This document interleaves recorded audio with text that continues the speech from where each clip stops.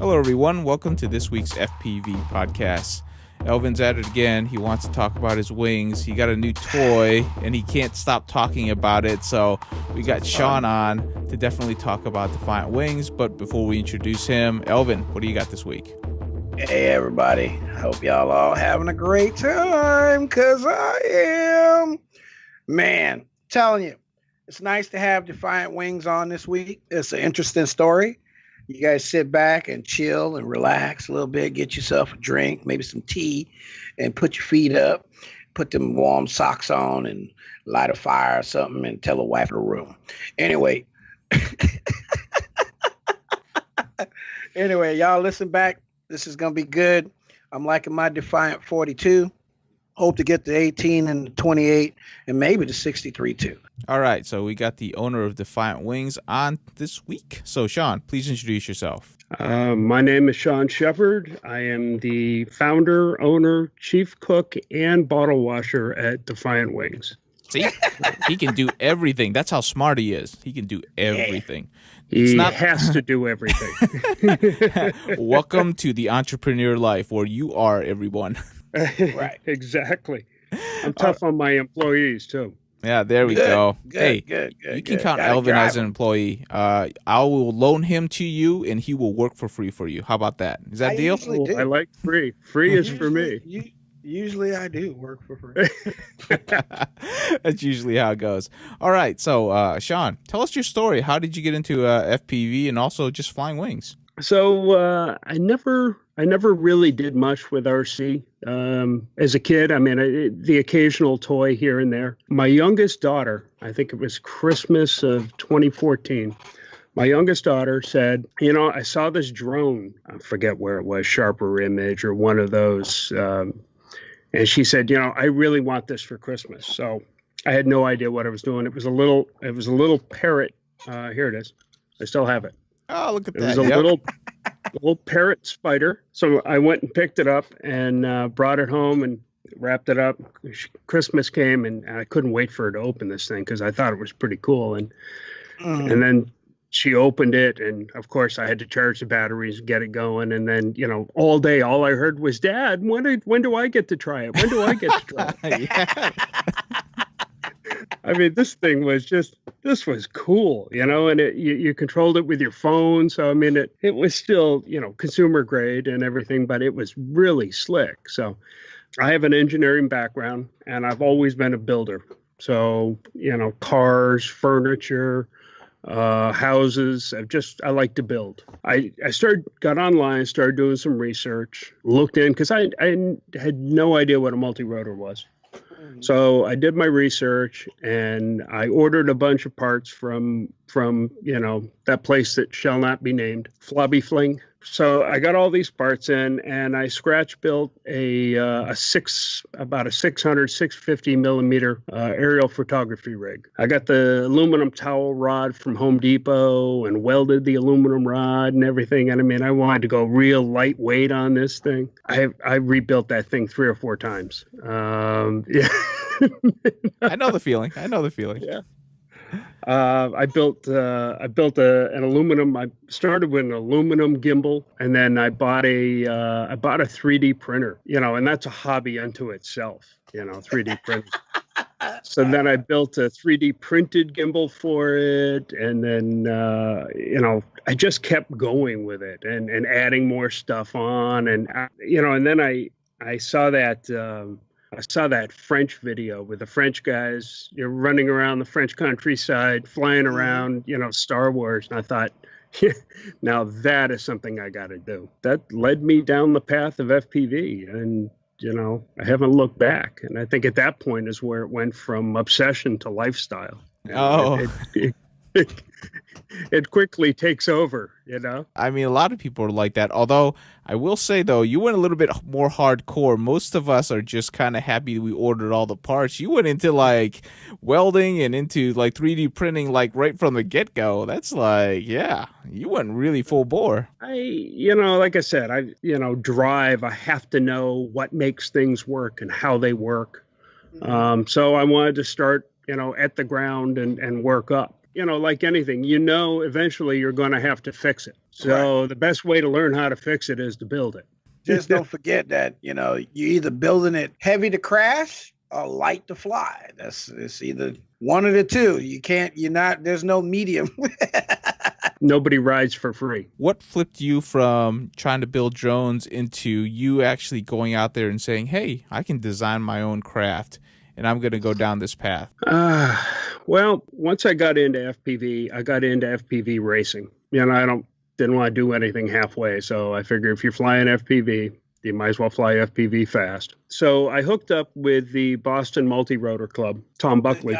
Good guys. Oh, yeah, great guys. And so I started racing with them, met a lot of really great guys racing, and guys that I didn't know were also into wings, because they'd show up. The only time I see them was at a quad race, So we'd go to a race, we'd race quads all day and, get to know each other. And one guy I met was Josh Noon, Slow Jet. Didn't even know Josh lives half an hour from me. And it was funny because he was just a guy I knew that I raced with. I had no idea of his fixed wing past, or, that he was actually more well-known fixed wing than he was, in multi-rotors. One day after a race, I think it was the New England Championships, at the end of the race, he brings out a Reflex, TBRC Reflex 38.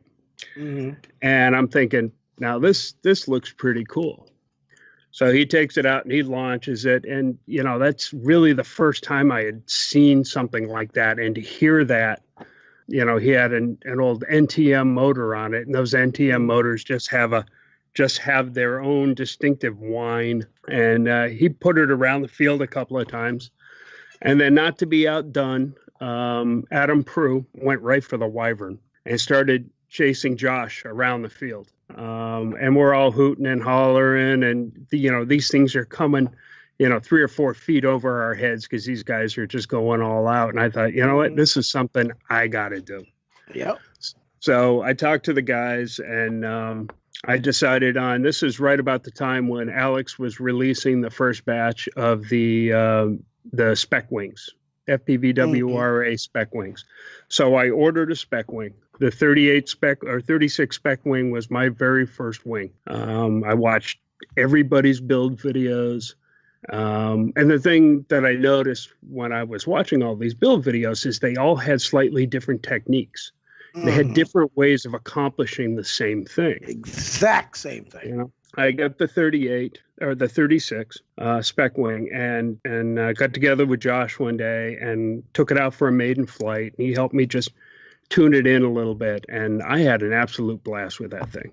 I mean, that spec wing, if that was just a great introduction for me. And then, so at that point, I really didn't know what type of flying I liked to do, because I only had the one wing. So I flew that one. And then Josh and Adam hauled me up to, we have this couple of towns over called Munson. And there's a field at Munson that we all fly. And if you know any of the New England FPV, any FPV guys, Munson is like this outing we go to a couple times a year. So they brought me up, and I'm flying this little spec wing around thinking I'm all great, And these guys are, Hugo's there, and Mark Appel, Tom McCullough. I mean, the whole gang is there, and they are just blowing by me.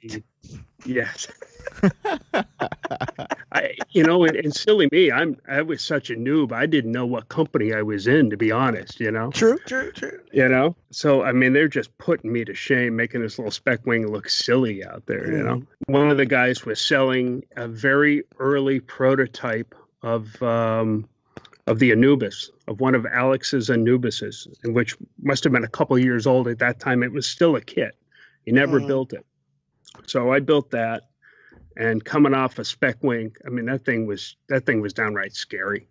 It was a spec wing. The Anubis was like, it was like stepping out of a Pinto and into a Lamborghini. It was crazy. And then I seemed to stick with Alex's wings. I went to the Wraith. And at that point, I really realized that my style of flying was proximity. Down low, down between the trees. I like to go as fast as the next guy, but that's not my purpose out there, to build a wing to go ultra fast. For me, it was getting down low, getting under the tree, seeing if I could slip through gaps.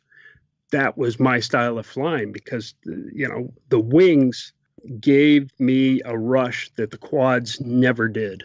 But bringing that wing down 5 feet off the ground, 3 feet off the ground, between trees, under soccer goals, things like that, was an amazing rush. And that's when I realized, okay, proximity is my thing. But what I found with those wings was each one of those wings that I owned was purpose built. The spec wing has the symmetrical airfoil. It's built to be, the same as all the other spec wings to get people an entry into wing racing, which I think is fantastic. The Anubis was built to go fast, period. And it did. The Wraith had its goals. It was meant to, to be a tree basher. Right. But what I found was that none of them really fit my style of flying. They weren't what I really was looking for. And at that point, rather than buy a bunch of planes in search of what I thought I wanted, I decided that I would just design my own to fit my flying style. That seemed a whole lot cheaper anyways, and a whole lot more fun for a guy who likes to build. So I wanted something with a wider flight envelope. I wanted something that you could glide very well, that you could fly around on 3 or 4 or 5 amps, that would slow down to 20 miles an hour, but if you got after it, would get you up 80, 90 miles an hour, something responsive, So that's really, I ended up with this long list of what I wanted out of a wing. It's nice to actually have a targeted goal. No, nobody else has focused a product toward that. Like there's a couple of wings out there right now that are good at this and that too, but not good at low and dirty. Cause that's what I like. That's what, you look on my YouTube, there's a couple of videos of me getting low and dirty. That's what I like. I like down low, around the bottom end, right where you can't reach when you jump. And I'm short. So that means that's about 7 feet, off the deck. And you have done that. The ship that I have, the 42, is like that. And it's not the only ship like that you produce. You produce the 28, which is a friend of mine, Mitch, has at Monty FPV. Is a good buddy of mine here in Portland, and he's done a few things to get notified in your group. I know Monty, I've known him, and he's a great pilot here in Portland, kind of gutsy, and a really good pilot, base pilot, and good developer too, because he's made some stuff. Right now, he's working on a dual motor Sprite. Anyway, which I think will be the first dual motor Sprite. Right. It's been out for 2 weeks, and somebody's already said, "Hey, let's put 2 motors on it." And it'll do the ship fine. I know him. He's relentless, and he's really good at what he does when he's concentrating on something. So it'll be a great adventure for him, and I'll get to see it fly. And that's what I'm talking about with the 28. Anyway, but the 28, your first ship, right? Your first design, right? 28 was the first design that I released. That was the first wing that was a Defiant wing. But I've got a blog up that's linked off my website, and when I first started this, it was kind of a recording of all of my research and my design steps, and I decided to put it up so that others might learn from it. But really, the selfish reason was me regurgitating that and explaining it in the writing helped me understand it so much more. By the time I got done writing those blog posts, I understood the subject a lot better, because in order to explain it to somebody, you really have to understand it. Mm-hmm. Right. And definitely. that's why I wrote those. And I've caught a lot of crap because I hadn't finished them. Yeah, right, Alvin? Yeah, I would agree on the crap for not finishing, not the crap for the content, because the content is like, really, I mean, okay, guys, like, if you don't know how a quadcopter works, how the propeller beats the air into submission, and the motor and the flight controller control different yaw torques and gyro movements into actual stabilization and give you the opportunity to fly, then maybe, I can't really kind of full-fledged respect you. You know what I mean? Like, you don't really understand what you flying, like, or why you flying it. That's kind of where I'm at. Like, I like to know why. Why does the plane fly? What makes the plane get lift? How does it fly well? Who? And then I also like to know who's behind this. And like, here's one of those instances where your blog opens the door and let me see what your thought process is, right? Like, what's your main focus on designing a ship? And I can kind of like look at your info like I did the other day, and I was reading and I was like, man, this dude done some reading here, and looks like, well, if he's writing about it, then he's kind of got to understand this, because that's what happens to me. Like, I'm dyslexic, right? So like, I'm one of those guys, like, here's one of those things. I've said this before, and a couple of other pilots have said this.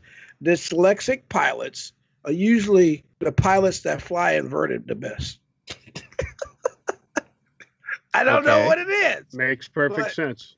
But it takes knowledge to know how and what to do. That's the thirst that you have with designing the 28. It flies really well. Like, I was shocked when Monty brought it out to the field. I was like, oh man, it's another little wing, little 28 or incher. Yeah. Okay. How much horsepower you got in that thing? Oh, only 200 watts? Only? Man, that thing ain't gonna fly, man. You got to get that thing up to about 80 miles an hour before it fly right. He's like, no. The guy did some research. And I was like, let me look at it. I said, whoa, wait a minute. There's an airfoil on both sides. I said, wait a minute. This is unusual. No flat bottom plane? What? Nope. There's an airfoil. I'm like, oh man, let's see it fly.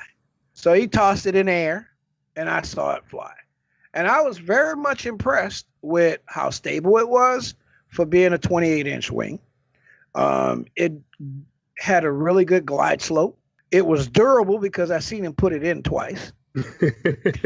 Well, they have to be, right? Proximity is all about like, putting if it in you buy eventually. a wing, right? If you buy a wing and it don't last the first 2 crashes, you got gypped. Like, yeah. I mean, that's how I feel about it. Because I mean, that happened years ago. Like, you go out and buy a wing and the foam was thin and it was weak, and the stuff, we were still gluing wings together with epoxy and not using goop or Gorilla Glue. And when you hit the ground, things would rip apart because of just the shock waves, Sure.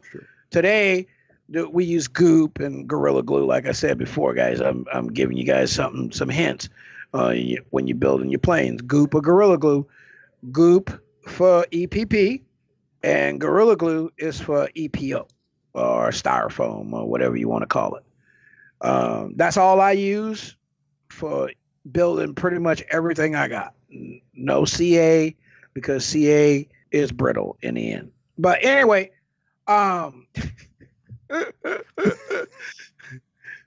lessons. I like your 28, man. It's a great flying plane. Tell me how you came up with that. The 28. You read the blog, so you know that the 42 was actually my initial design. Yeah. And I was looking for something that I could cruise in, but that would still, get down, get low, get dirty, right? And while I was designing that, I posted a bunch of things up, and Alex Grieve saw my posts, and he said, "Hey, I like what you're doing. When you're ready, let me know. Send me your airfoil and your dimensions, and I'll cut your 42 out of EPP for you and send it to you." And I thought, fantastic, I was excited to hear from Alex that he actually saw what I was putting out there, and then was, kind enough to go ahead and make that offer. So I took him up on it, and he cut the first 42 EPP. Not long after I got that, we were coming up on, it was NAFPV, North American FPV meet last year, 2017. And my Wraith was going to be my entry in the FPV WRA micro class.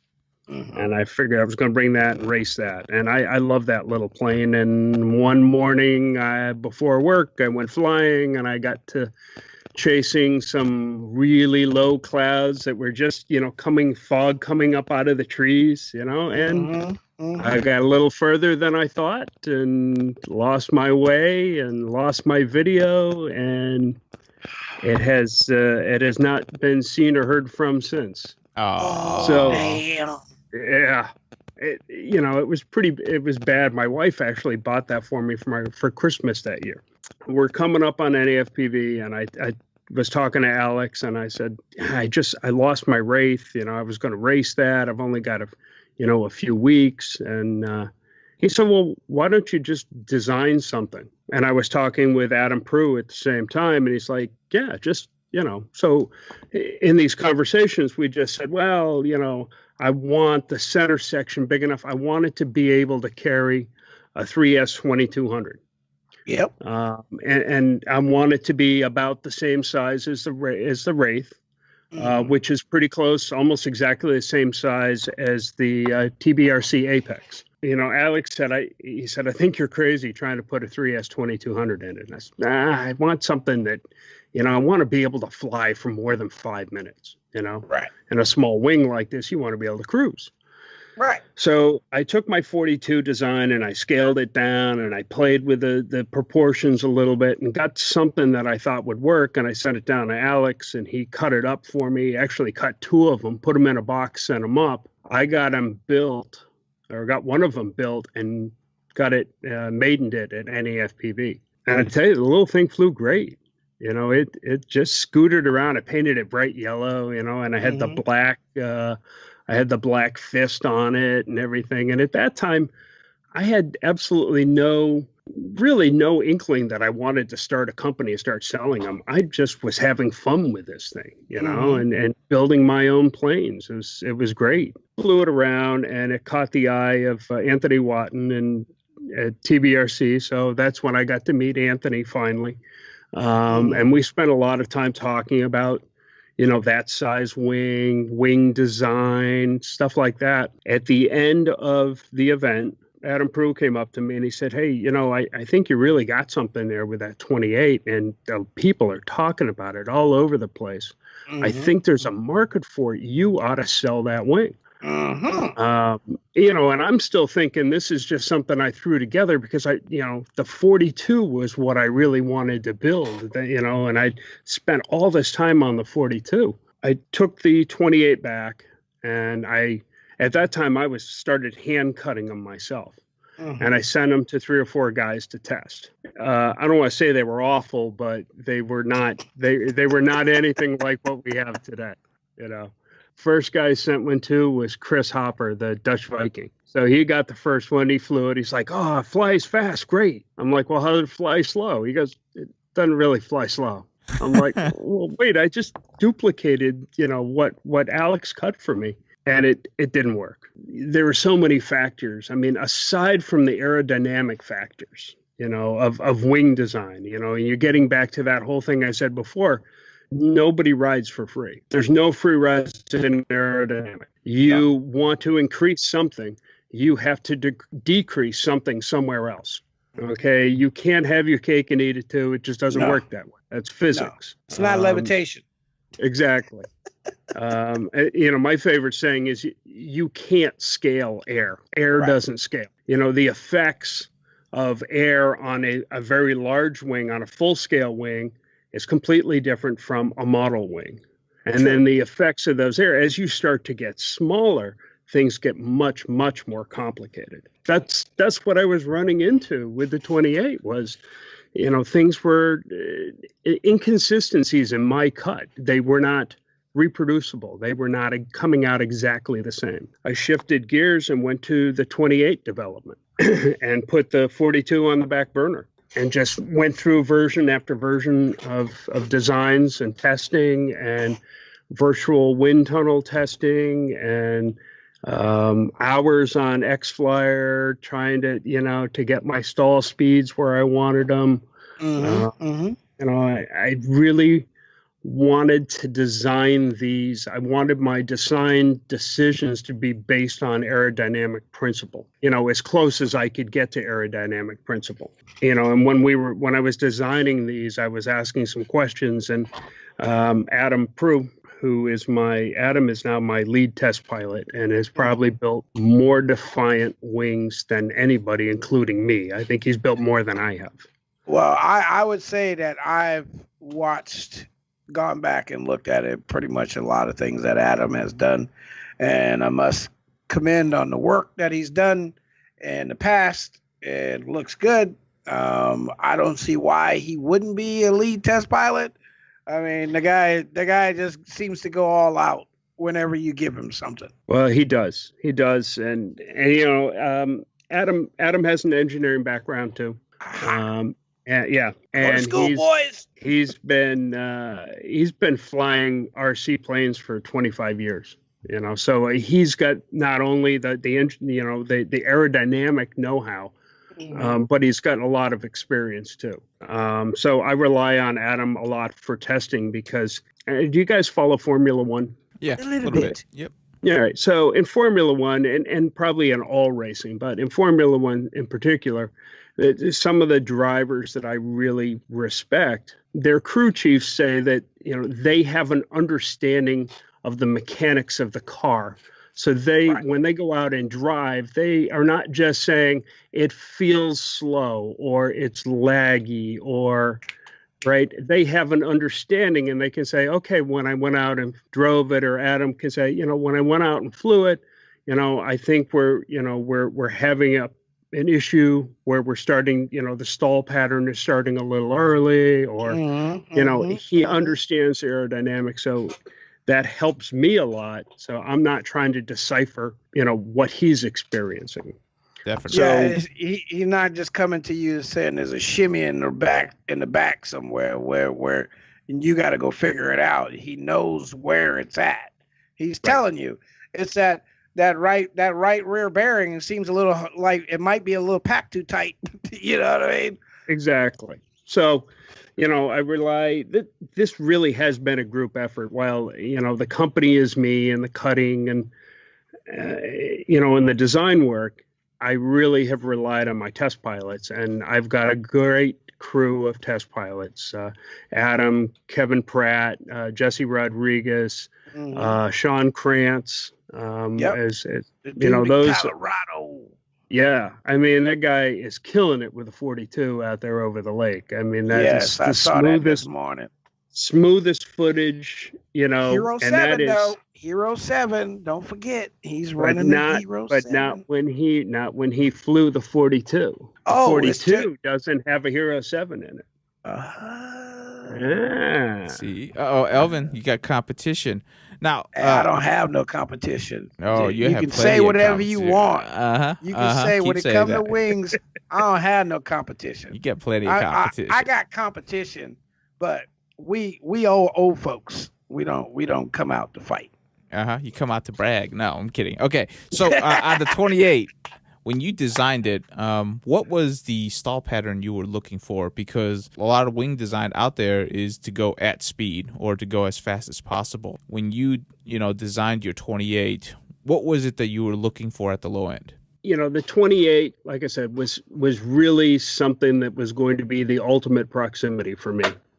So I wanted to be able to slow down, but I wanted it to be predictable. People say that a lot of guys will take the 28 and Chris Perry, Slowpoke FPV, he takes it up. He takes it all his quad races, and he puts it up for the quad guys, and he'll do a vertical landing with it. So he'll take it up, point it into the wind, cut the throttle, and go full up elevator. Okay. Now, normally he says you can't stall the wing. Well, you can. Every wing stalls. Eventually they stall, but you want them to stall predictably. You want them to stall gently. So my wings, I spent a lot of time working on the stall pattern. I want them to nose over gently, pick up a little bit of speed, and continue to fly. So he will take that, put it full up elevator into the wind, and it will just essentially land itself vertically. It'll just come down very slowly and do almost a vertical landing. So when I hate tip stall, when you get too slow, you can end up with a tip stall. And tip stalls, especially at the slow speeds that we like to fly, the proximity guys like to fly, you're low, you're slow, a tip stall is the end. You're done. There's no recovering from it when you're 5 feet off the ground. That's it. It's violent. It is. It's violent and it's unpredictable. I spent a lot of time working on the geometry of the wing, the twist or washout in the wing. So the idea with washout is that, what happens in a tip stall is that the outer edge, and, this is not the truest definition, but the easiest one that everybody will understand is that the outside edge of the wing essentially quits flying before the center does. What the geometry in the wing, we've got twist in it. And the idea there is that when the nose is up, when you're flying slow, in order to generate more lift at a slower speed, you need to raise the nose up, okay, high alpha, okay, so you can generate more lift.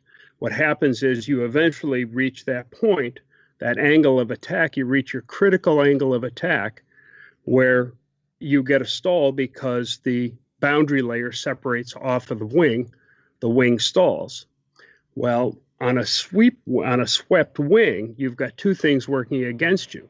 The outside tip of the wing is much shorter. Okay, your chord length is shorter, so that you're ending up with lower Reynolds numbers. That's going to stall first. The second reason a swept wing stalls like that is that you're going to have span-wise flow. So some of the air is going to flow, instead of across the wing, it's going to flow longitudinally down the face of the wing. Now that air is not going over the wing, so it's not generating lift. Right. The further down the wing you go, the less air is flowing over, the more is flowing along. Mm-hmm. So then basically what the twist does is it keeps the outside tips at a lower angle of attack than the center. So then when that wing is starting to get to a point where it's getting to a critical angle of attack, the center of the wing stalls first. And when the center stalls, your ailerons are on the outside, you still have lateral control, you just lose lift. So then the wing will then drop its nose like it's supposed to, pitch down, regain a little bit of speed, will unload itself, it'll drop the angle of attack and start flying again. Nice. And that is the design pattern and the stall pattern that I've been looking for in the 28. And it turned out to be elusive at first on such a small wing, especially when you're bringing the wing down around 20 miles an hour. That's pretty slow. Right. So on a small wing, it was harder. So in a way, as I scaled the 28 up, things got easier. Okay, let's segue into this because I know Elvin's dying to talk about the 42, but let's talk about its teeny little brother, the 28's teeny little brother, because yes, before you actually, design something bigger, you actually designed something that's so cute, the Sprite. What was the story behind that? The story behind that is I let Adam talk me into something. Yep. That's like when Elvin talks me into something, I know I'm in trouble after that. I knew I was in trouble. But the idea, and Adam and I got to talking, was, hey, wouldn't it be cool if we could do something that we could you wouldn't even have to go to the field, that you could fly around your house? Wouldn't that be neat? And I thought, yeah, that'd be great. Oh yeah, we started this brainstorming session about, something light, maybe single spar, keeping it very light so that it's, it crashes easier. You could use real small components, and all of this made perfect sense until I stepped into the aerodynamics. Because physics, and that really was. I'll be perfectly honest with you. The Sprite was, and I mean, to date, it is the hardest, most difficult wing I've ever designed. I've spent more time and have had more versions and prototypes of that wing than any other. Probably more than the 28 and the 42 combined. Oh, I believe it. Because, you've already said it when you're designing the 28, as things get smaller, things get harder because, there's a reason why we have huge wings. That's the only way to generate decent amount of lift. What, prevented you from stopping? Because there's a reason why people don't design small things. I'm stubborn. And I've only, in my old age, I've just gotten more and more stubborn. I wasn't going to let this beat me. You ain't gonna tell me I can't do it. Right. And my first prototype actually flew relatively well. In fact, I've a couple of my test pilots have version 1 and fly them all over. They love them. But nice. It just didn't have the slow speed characteristics that I wanted. And I thought on version 2, I thought I had it. And I brought it to a get together, and Chris Perry took it up and he's flying it. And he said he tried to do his famous stall and vertical landing in it. When he got real slow, it tip stalled on him. He said, it's a great plane, but it's no 28. That was the challenge. Gauntlet laid down. Gauntlet laid down. It's no 28. So I said, all right. And I went back and went through 4 more versions after that. I had to, like I said, there's no free rides in aerodynamics. So I had to make some concessions. And the most noticeable and most glaring concession I made with the Sprite is that it's not laminated. Okay. And that was the aerodynamics. At the slow speeds, at the really small, short chords, the boundary layer over the wing just was stagnating. Okay, that we weren't getting any energy into the boundary layer, so it was separated. And a separated boundary layer is a stall. Right. So as it started to slow down, there just wasn't enough energy. Adam suggested an old technique that he had learned, years ago when he was a kid. Guys would take 60 grit sandpaper and take a strip of it, and they would glue it down to the leading edge. Yep. So turbulator. Right, a turbulator or a vortex generator, right? Vortex generator. Right. So the whole idea with that is that you are creating this turbulence, which is energy, and you're energizing the boundary layer to help it stick to the wing. We played with that, and it worked well. But what we found was even easier was just taking the lam off. And that's like thousands of little turbulators all over the wing. The whole wing, just creating these little micro vertices that were injecting energy into the boundary layer. They suck for going fast, though. Well, yeah, it's a little draggy, but and I wouldn't want to do it in something bigger, because of the drag, and because an EPP wing that isn't laminated just doesn't crash quite as well as one that is laminated. Right. That's just dollars for dollars right there. But the Sprite, weighs 150 grams all up weight. Yeah. There's just not much mass there. Right. So it's very survivable. I like to say the way I describe the Sprite is it's a little wing that doesn't take itself too seriously. I like that. It's just out to have fun. It's not a 100-mile-an-hour wing. On 3S, I mean, she'll probably do wide open. She might do 50, 55. I mean, that's fast. Yeah, that's fast for something small. But it's happy right around 30, 35, just out for a cruise. And if you put a 2S 800 in it and just go real light cruising, you can get 12, 15 minutes out of it. That's what I'm talking. That's what I'm talking about. Because when I look at that Sprite, I see people aren't going to be scared of it. If you fly that around the park, nobody's going to be over there yelling at you, saying, this, that, or another, cussing you out. It'd be like, oh, look at this cute little airplane flying around. You fly a 28 around or anything larger than that, people start looking at you kind of funny. If you're at a park, a real walking park. True. Oh, sure. Yeah, that 28 with a 2600 kV motor on it is that's intimidating. Yeah, even there's a guy who just yelled at me for supposedly I was diving him, but I just caught him off guard. He turned around and, oh crap, and started running. Oh, that's my normal flight path, dude. See what I mean? Oh dear. Hey, right away. That's all I'm going to say.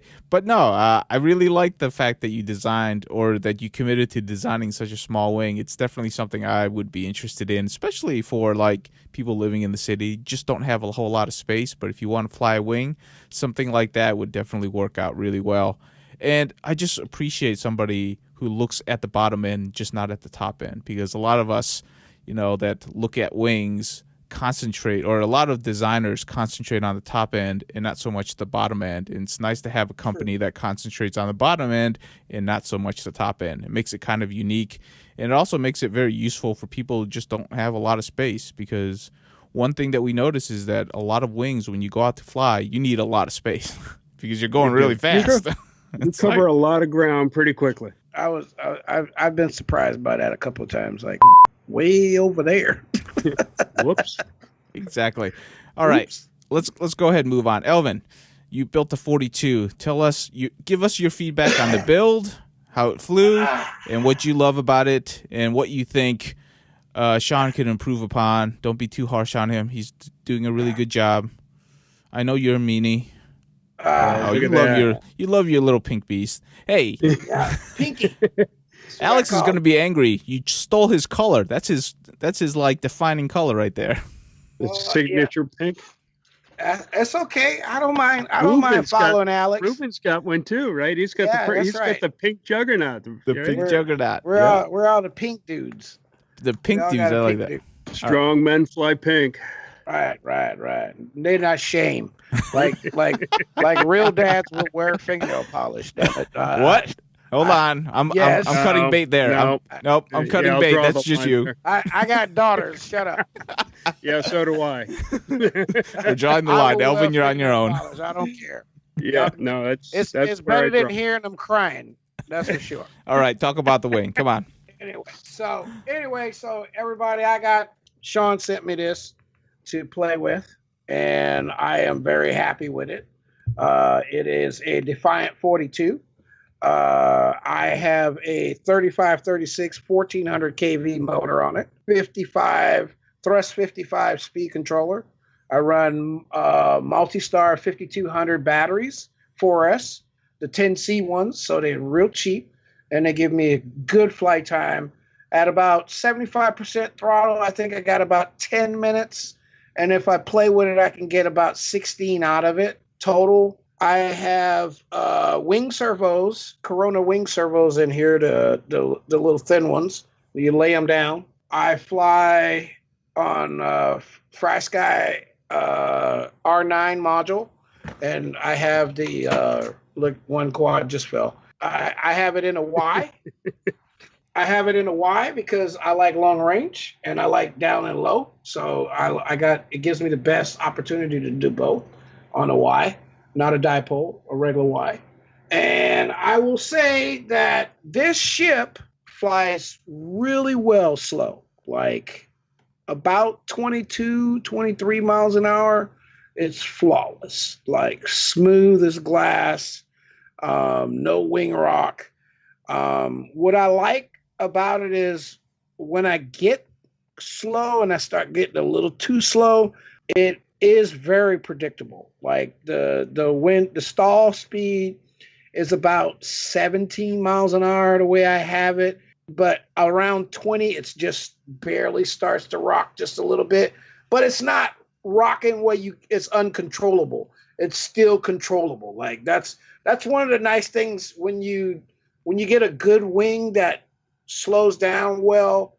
You want to be able to know, okay, as I'm slowing down, okay, I'm starting to slow down too much. Yeah. Like I need to pick up my speed a little bit or drop the nose down a little bit. You need to be able to see that. And if you can see that, that gives you great characteristics of flying in an aspect where you'll be able to tell whether you need to increase the throttle in the turn or you need to decrease the throttle in the turn. There's times when you're racing, let's just say racing. There's times when you're racing and you go to turn, but you just don't have the elevator authority when you go to turn. When you go to do a yank and bank, which is what a lot of guys do when racing, they yank and bank. When you go to turn and you pull back the elevator, if you're not goosing the throttle just right, you can overshoot the turn really drastically. This plane doesn't do that. I can tell you that. Like when I drop the throttle and pull back, it turns now. Like not next week, not 10 minutes from now, not 30 seconds from now. Like some planes that I have flown, we're not gonna talk about them, but like like here, I'm not gonna talk bad about it, but the Apex is one plane that I love flying. It flies really well, fast. It's horrible slow. If you go to slow down and turn, you either chop the throttle, pull back, and then punch the throttle again, because that's the only way that you can fly it really, snappy. And there's no flying it slow. There's no flying it slow. It's 40 miles. No, it's 60 mile an hour or nothing. Like it's going to crash. Anyway, but this is not that ship. And I love flying that, and I do beat the hell out of mine. But I'm just using that as an example. This ship flies well slow. It flies well about 90. It's crisp at 90. I haven't had it out in the morning air yet. Family circumstances have been playing, into play as usual when you're a family man, or you're a dad. I can say though the evening flights have been great. Like I don't know, I like to fly at night because it's easier for me to get to the park and less people I have to deal with, and I don't have to talk to nobody. Late at night, people just are on their own route. You know what I mean, in life, and they don't really care as long as you don't hit them. They don't care. Anyway, but I will say the 42 is, like the Anubis is fast. The Anubis doesn't slow down that well. Right. The Wyvern slows down well, but it's super thin, so it flies better fast. Yep. But it also gets slapped around a lot by the wind, right? So the Wyvern, the negative thing about the Wyvern is if you're in high winds like we were in Hawaii your wyvern is going to get slapped around a lot. If you don't know how to fly in that, then you have to relearn to fly. The Anubis doesn't get slapped around a lot, but it's not as fast. And this is not as fast as the wyvern, but it's stable, like point and shoot kind of thing. Like that's important for racing. Like I think because of the tracks that we have today in racing, I mean, okay, so the IO track was huge. Huge. Okay, that was huge. Yeah, but I heard they that had a was lot big. of turns. They had a lot of turns. So you really couldn't sustain 130 miles an hour for a long period of time, maybe 2 or 3 seconds, and then you had to back off, right? So you don't really need 130 mile an hour race wing. You need something that's going to be able to allow you to cut, drop, turn, cut, drop, turn, roll, turn, cut, drop. That's what I think. Like why has been like why has seen me fly wings and why has talked to we talk when I'm flying, and like why knows like I'm like, okay, coming around the corner, I'm gonna cut it tight. Bam, there it is, locked in. And then once I remember the course, once I lock the course in with my memory, I just fly from memory. I don't care what I see. I don't care if there's 2 guys in front of me. I'm just flying by memory. Left turn, right turn now. Right, coming around the corner, 270, 180, Immelman, here we go, left turn, right turn. That's all I do. And I believe that this is a great wing for that, because a lot of that flying is done below 50 feet. Well, a lot to say, and I appreciate it. Yeah. I'm enjoying it, man. I tell you what, if I can get my hands, as soon as I can get my hands on the 28 and the 18, I will treat them with the same care and love that I got with that one. And that means putting them in the dirt. That's insulting. Care and love. 28 and 18 meant to be flown, boy. That's it. Yeah. Well, I mean, the trees. The 42. Yeah, I mean, I'm a little gentler with my 42 than I am the others. I love my 42. Yeah, that's dirt. That's dirt right there. That's dirt. There, you got it. That's when I say care and love, that means it's gonna get some that's dirt. That's your care and love right there. Grass A gentle love tap, right? Yeah, a little dirt and a little grass right there. Now, anytime when Elvin tells me that he's going to, treat it with love and care, that means he's going to crash it about 20 minutes from now. That's all I remember. Oh, yeah, that's true. That's true. The 42 really was, like I said, the 42 was the one that started the whole design process. And really the 42 was the one where I spent all the time on the airfoil selection. And I spent months combing the databases. I knew kind of what I wanted. I wanted to at least start with a published and tested airfoil, because I knew that there were metrics behind it that I could then use for the rest of my design. So I wanted something that I didn't want flat bottom. I wanted something efficient. Right. Nothing against a flat bottom, but they're higher lift than I was looking for and a little more draggy than what I was looking for. I wanted something that was lifting, but was more semi-symmetrical than a flat bottom. I didn't want a fully symmetrical because I like to fly slow. Fully symmetricals are great for aerobatics and they're great for inverted flight, but if you ain't hauling, you're falling. That's a symmetrical. So I went with something, and I didn't want a real thin wing because I wasn't going for those high speeds. That's when you look at the right wings, the Demon. I mean, that is just a ridiculous airplane. It's sick. Kevin Pratt, I just saw he's got a couple of them. He just published his speed run at 212 miles an hour. Yeah. And he thinks he's got more, but this one is, Wait. They've been doing that for 10 years. Yeah. Like, Demons have been the wing of the wings. Like when you want to go fast, Right. I think it was more of a I stumbled onto something kind of thing. I truly believe like I stumbled onto a design and it actually works, right? But today he knows why. That's kind of the thing how I look at it is he stumbled onto something. It was a solid design, and today he knows why it was the great wing that it was, and that's why he can duplicate it today. And he's actually gotten the Demon to be a better wing than it was before. No doubt, it is. It's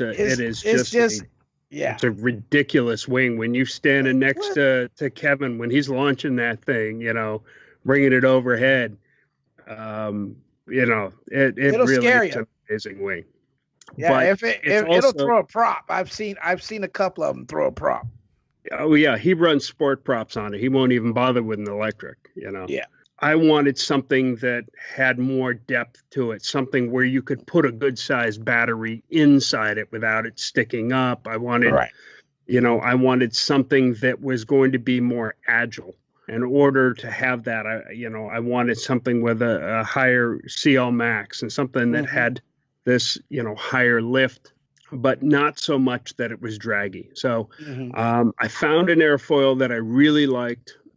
Spent a lot of time researching white papers and because it was a full-scale airfoil. And when I made the selection, I found that it just wasn't quite thick enough for what I wanted. So I took that published airfoil and then I modified it to fit my needs. And that's the airfoil that I use primarily on the Defiant line. Except for the Sprite's got a slightly different airfoil. But the others have basically the same airfoil. And the 42 is, it's not the fastest plane in the world. It wasn't designed to be, right? We talked about need to be. Right. We talked about you can't get something for nothing. You want gentle stall characteristics down low. You have to lop off some of that top end. You've got to take from the left to give to the right. And those were decisions, that you have to make. And aerodynamics is the fine art of compromise, right? It really is. You have to design a wing for a specific mission and then have to make the decisions based on that mission. And I already had 130. I had the Anubis, I wanted to do 130. I crank out the Anubis. But I know that, both Adam and Kevin have been well over 100 miles an hour with their 42s. So you put enough horsepower behind it, you'll get it up over 100. That's not a problem. But I like to go fast, but I tend to go fast for 5 or 6 seconds or whatever and slow back down. Get bored. Time to get I know that feeling. Yep. Well, you can go 100 miles an hour for a minute and a half, or you can go 50 miles an hour for 15. Right. I'm going to fly for 15. Well, I have both. I have to admit that I do love speed. I love flying on the edge of tunnel vision. That's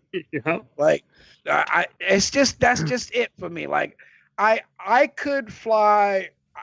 I could be happy with a Demon.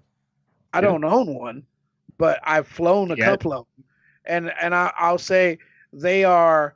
The only reason why I don't own one is because at the time a Demon would cost you severely in batteries. Like this was back in the time when we were paying, $62 for a cheap ass, 3S 2200. You're paying 60 to 80 bucks.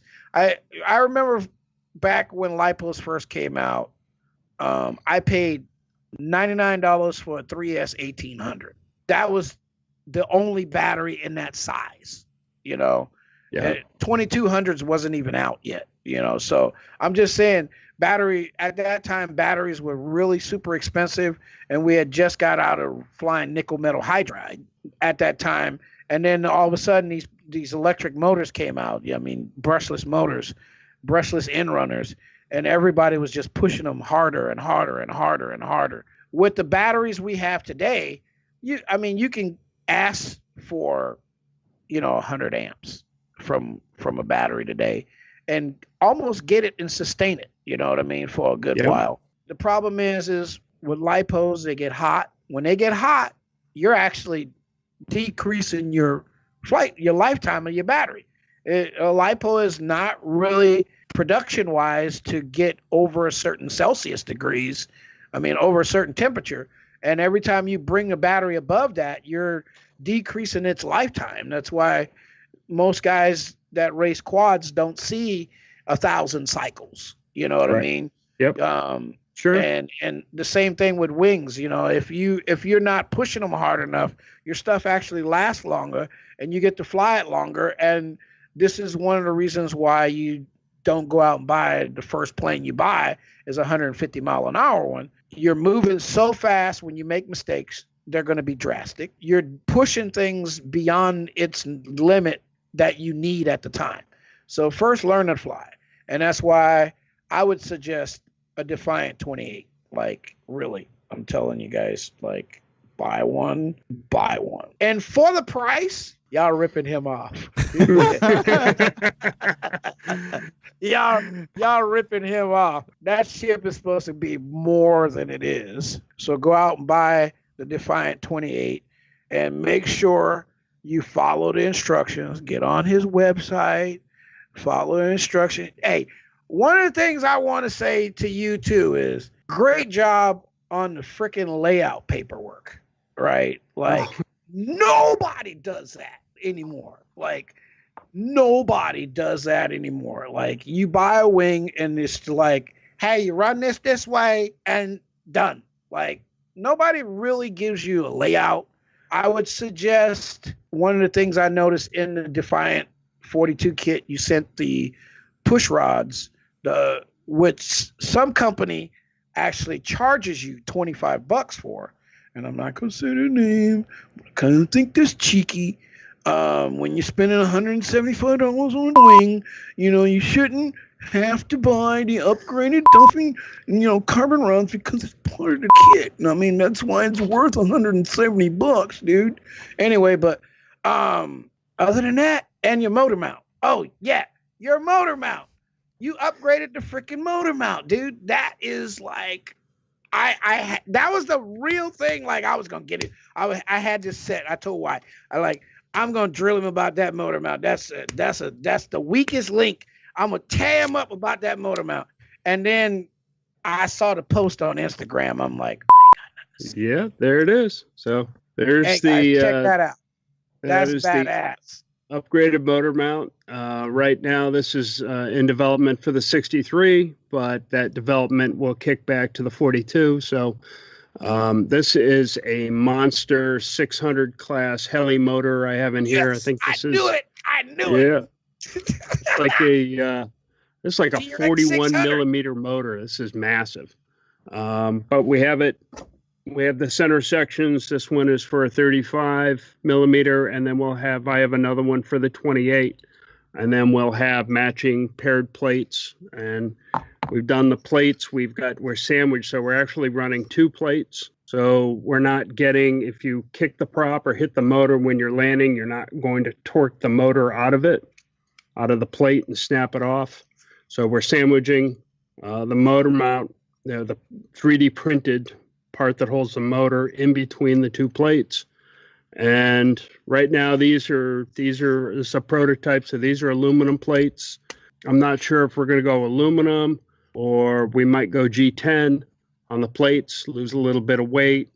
That's a good idea. They're real strong still. So I mean, that's the plan right now. This one is for testing in the 63 because really even the motor mount that we used in the 28 or in the 42, it just wasn't going to cut it in the 63. I like this design better. So everything, once this is firmed up, these will be going out in the 42 kits. And then I'll make them available on the shop for any of the guys who have a 42 and would like to upgrade to these. They'll be available. And the nice thing about them too is that I will likely go ahead and make the 3D printed center section files available if guys want to print them in a different color or a different material to match their wing. Go ahead and print them in whatever color you want. The camera mounts, this is the camera mount for a 42 for a session, side-by-side session, and a full-size camera. It's TPU.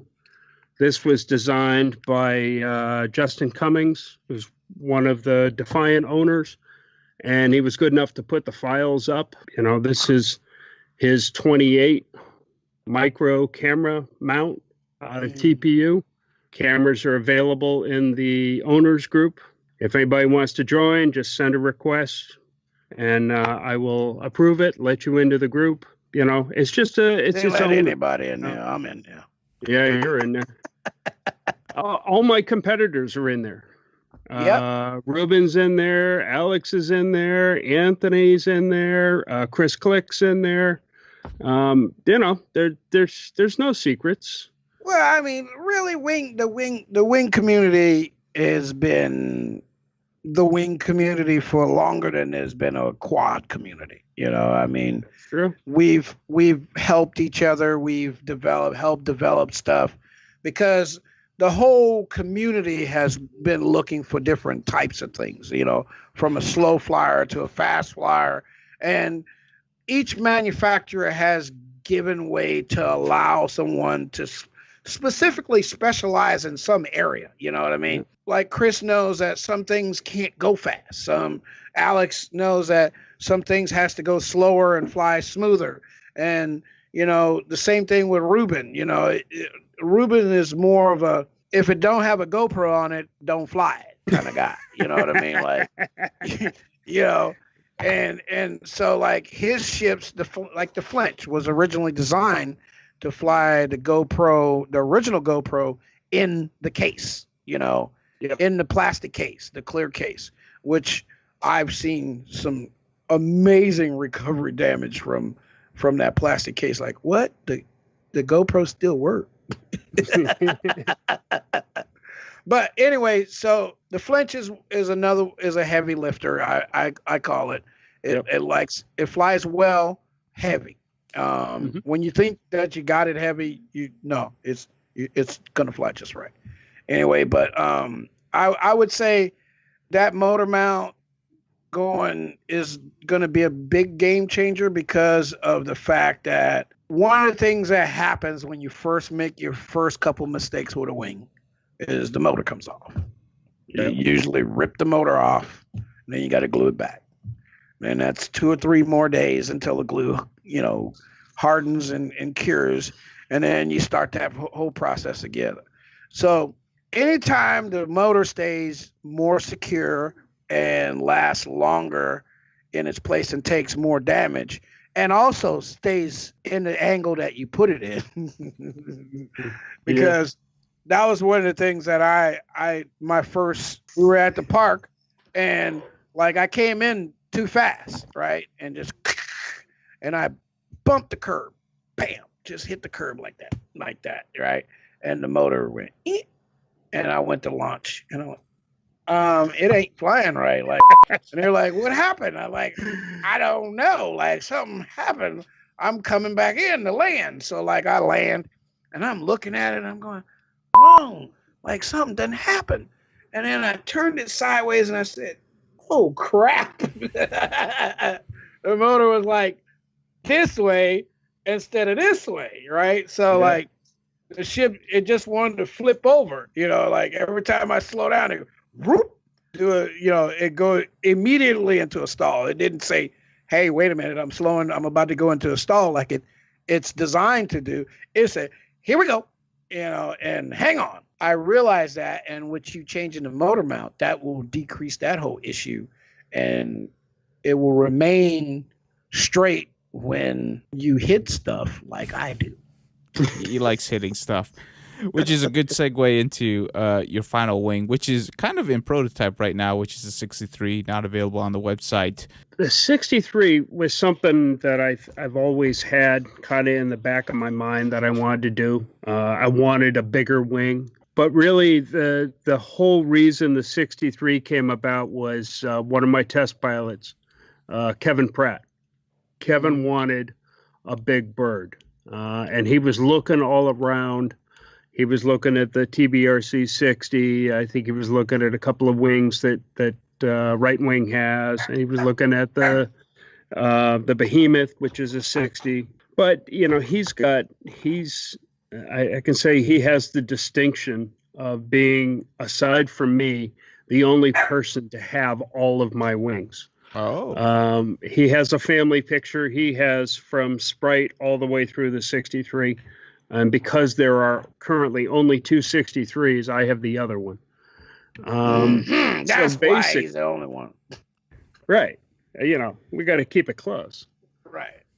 But basically the idea with the 63 was, to take what we had done, the same characteristics, but bring it out into something that would be a little smoother, get some better video with, that could carry some heavier batteries and do some longer range, get some longer flight time out of it, that could be heavy lift if we wanted to put 3 or 4 cameras on it and do some tandem flying, and now you're catching your buddies from different views. So I needed something a little bit bigger like that. And I wanted to tweak the design a little bit. And what we ended up with, and I don't know if you can see there's the white one on top there over my shoulder, is a 63. It's a higher aspect ratio wing, meaning it's a longer, narrower wing. So it's more efficient. It's not going to be as snappy in a quick turns, but it's really not designed for that. So the 63 will come as a 5-piece wing. So the wing panels, instead of being, a center section and then a left and right wing, there's a left and right inner and left and right outer, which gave me a lot more flexibility in my wing geometry, because now I can cut the different profiles and the different twist angles, which gave me a lot more control over my my stall pattern and my slow flight. And in testing, what we found is that Kevin's I'm running 4S. I'm kind of a 4S guy. One of these days, I'll probably put 6S in it. Everything's rated for 6S. I'm a big prop guy. I like static thrust, and I like that power there. So I tend to run 4S with a bigger prop. Kevin's running 5S with a little bit smaller prop. And what we're finding is that it is not only is it faster than Adam's 42, which we know does over 100 miles an hour, but its stall speed is lower than the 42. Even at 5.5, 6 pounds, the stall speed is lower than the 42. I've been really happy with it.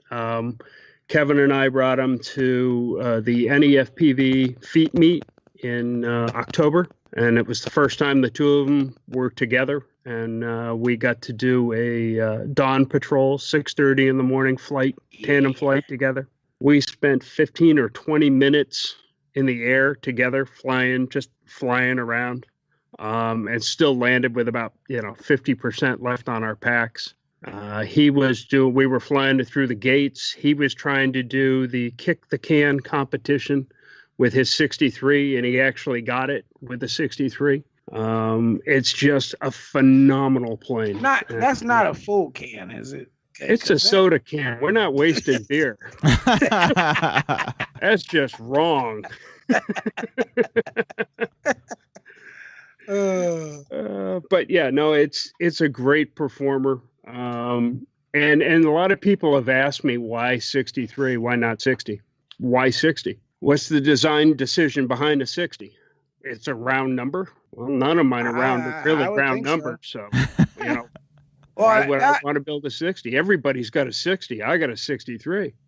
That was like, I remember, like, it was a 36, a 48, a 60, and then there was the 100, right? Yeah. So that was it. It was a 36, a 48. If you wanted to buy a wing, if you wanted a fast little wing, you buy a 36. If you wanted something that could carry a decent sized battery and fly around a long period of time and easy to see line of sight, was a 48. And then the older guys all had 60s. And I think the problem was that, we got earmarked into those categories. Yes. You got a 36, a 48, and a 60, and and that was it. And there wasn't any real scientific aerodynamic reason for it. Your fastest race wings right now are, about a 38 seems to be the fastest speed right now for a race wing, combining that all out speed with the maneuverability to get around a course. Mm-hmm. You just can't carry as much in the 36. And then the 42 or the 44 is just too big to make the tight turns. Right. So you're getting into, seems like a 38 seems to be the choice size for a race wing. And that's why some company is lightening the wing now and removing parts of the wing. But like you said earlier, you have to pay somebody, right? So you lose weight and you gain more speed and you gain more control authority, but you lose the one thing that makes the wing the most versatile thing that's flying, is you lose its crashability, right? Yes. Like, exactly. Once that's gone, like, yeah, you can outrun me, dude, but if I clip your wing and you go in, you're done for the day. Like that's not cool. And that's what you need when you're out competing for racing and stuff. Yeah. You need something because, we are humans. We all make mistakes. And sometimes you hit each other. And I've seen a couple of races, and I know on the East Coast, it's like we used to call it combat. We would race and combat and try to knock each other out of the air while racing. But we did it line of sight. Now we can do it through FPV. And when I get a bunch of pilots like that, I'll let y'all know, and we'll show you some video of that eventually, but not right now. Not right now. So when is the expected availability of the 63? Or do you're just testing and it'll be out when it's ready? It'll be out when it's ready. I'd like to say towards the end of the month, maybe the first part of this is when I'd like to get it out. Mm-hmm. I had a lot of people ask me the same question about the Sprite. And if it's not ready, if it's not where I want to fly it, I design wings that I want to fly, and I hope others want to fly it too, but I'm really designing the type of wing that I want to fly. And until it's ready for me and my test pilots, it's just, I'm not going to release it. I'm not going to release something that's, that people are going to be upset with. And right now, the guys who buy my wings tend to buy more than one. They'll buy the 28, then they'll buy the 42, then they'll buy the 18. They tend to be, pretty loyal. And I don't want, they've come, to understand how those wings fly. And I don't want to release something that doesn't live up to it. And the hardest thing for me was that the 28 turned out to be such a success. It made it very hard to follow. Everything now has to measure up to a 28. And when Chris said, it's a nice plane, but it's no 28, I went, right. All right, I'm going to keep at it till it's a 28.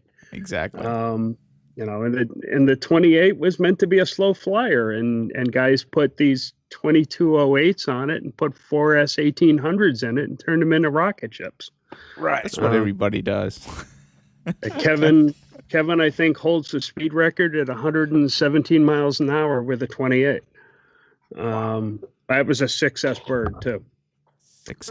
So the 63 will come out hopefully end of this month, next month, December sometime. Be a great winter build. But like I said, it will be ready when it's ready. And right now, I think everything's ready. We're just waiting on the motor mount. And once the motor mount is the final piece that we put in, final piece of the puzzle, that'll go into production. Awesome. Cool. And, and I've got to be careful because I now, with that one goes into play, I'll have 4 wings. It's a lot. Yeah. I'm one dude in his basement, man. This is not a big operation. Let me tell you this. Make sure you keep that basement vented, my brother. Yeah.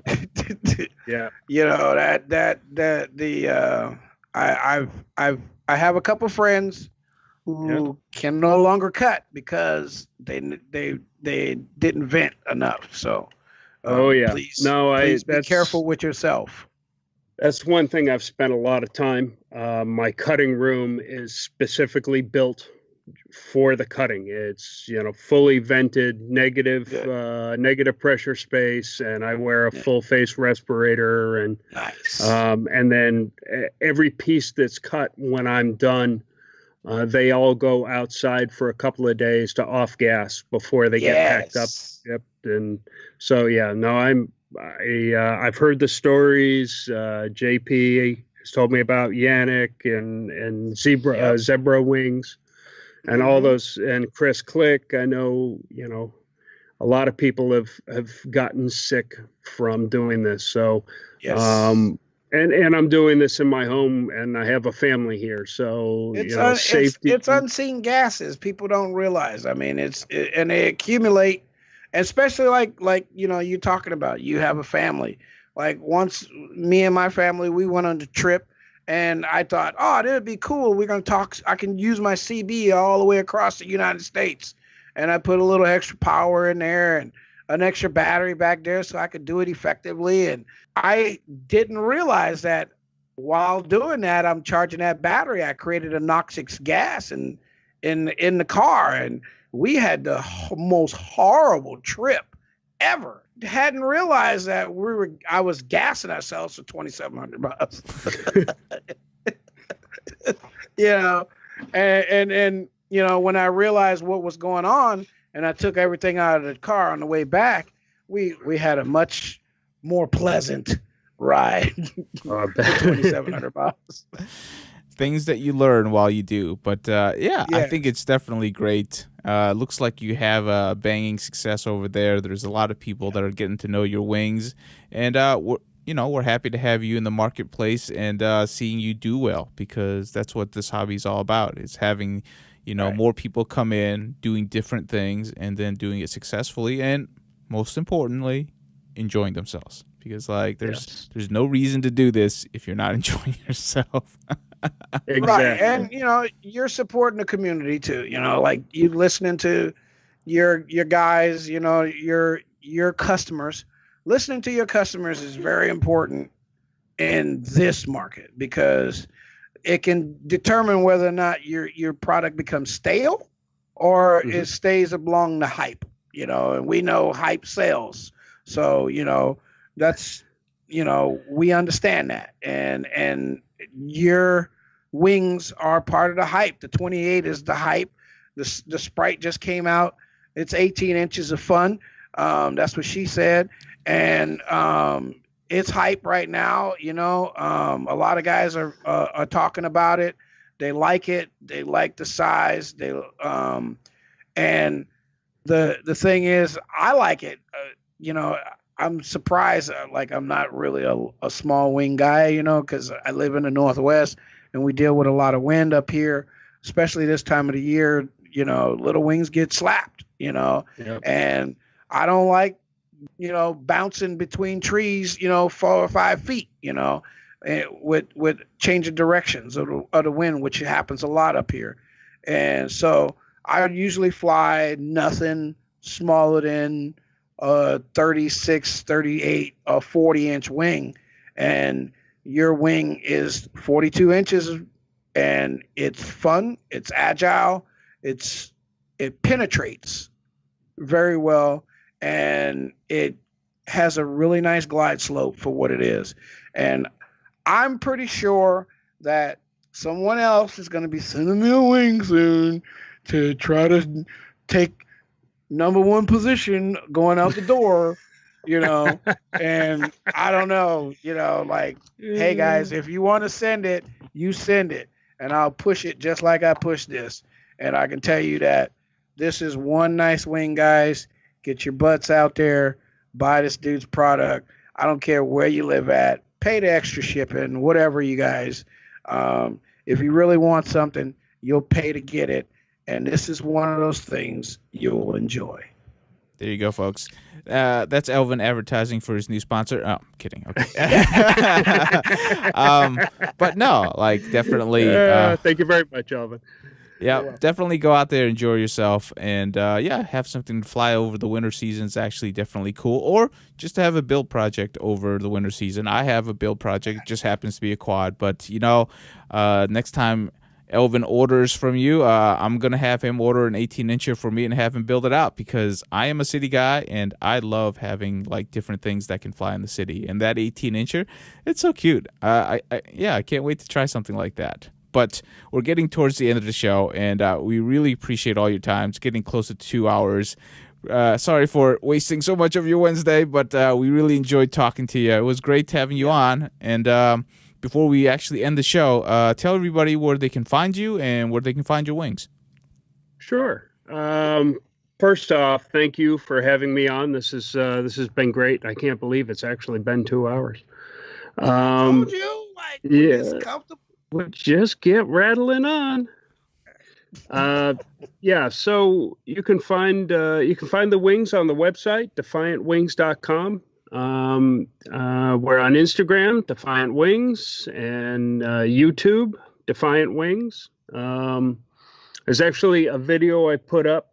Shelby Vole got a hold of my 42 at Feet Meet and put it through its paces. In full Shelby Vole style. So swing by the YouTube channel and check that out. We have the Defiant Wing Owners Group on Facebook. It's a great place. I mean, you don't have to be an owner to come in. Just request, I'll let you in. There's a lot of guys helping each other out, and I really wanted to build that community, because I am just one person, and while Adam and Kevin and some of the other test pilots like to help out answering questions, it seemed a lot more efficient and better if we had a whole community where guys could chime in and answer questions for other people. So, and it's been a fantastic group. We've got a lot of talented guys who have designed 3D printed extras, camera mounts, motor mounts, skid plates, bay covers, and I think Mitch actually is he's going with the twin 1105s on his Sprite, and he's designed and he's designed a 3D printed motor mount to accept those two. And he's already put that motor mount up in the site. So anybody who has a Sprite and wants to go twin motors, they can download that file, print it out, and have the twin motor mount. So another thing I didn't have to design. It was perfect. Yep. That's awesome. Right now the Sprite is, we're recommending the 1306 4000 kV. I think I've got a link to the Emax 1306 4000. It's a 2 to 3S wing. 2S if you just want to go out and cruise. 3 if you want to just buzz around. I expect it will be less than a week. Somebody will have 4S in it and trying to break 100 with it. At which point, Elvin, I think it might end up in a pile of sawdust. I don't know. It really wasn't intended for 4S, but the 28 wasn't intended for 115 miles an hour either. So, boys will be boys. Right. There you go. Yeah, definitely give him a search. And if you like wings, or if you're getting into wings, this is probably a very good wing to get into, because having very predictable wing at the low end is definitely something you want to be looking for, because a lot of people are pretty timid, first few times they go out with a wing. So having something that's definitely manageable on the low end, that's definitely what you're looking for. Don't buy a Speed Demon in your first one. Things will end very terribly. I've seen that many a times. All right, folks. Once again, Shawn, thank you so much for being on, and we are out for the week. Thank you, guys.